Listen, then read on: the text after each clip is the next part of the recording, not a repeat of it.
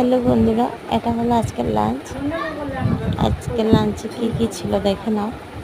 এখানে ছিল গরম গরম তেল ভাজা, তার সাথে ছিল কাঁকরোল ফুল, আর সাথে ছিল বেগুন দিয়ে শুক্তো। তারপরের আইটেম ছিল পনির। তারপরের আইটেম ছিল মাছ। আইজ একেবারে ইয়ে ধরে লিব, আইজ আমার হয়তো খাইমু একটু।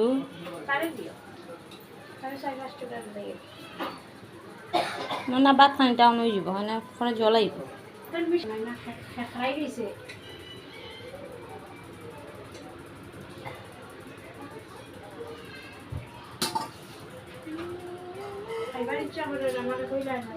না না, আমার তো রান্নার পরে ইচ্ছা করে, আগে করছে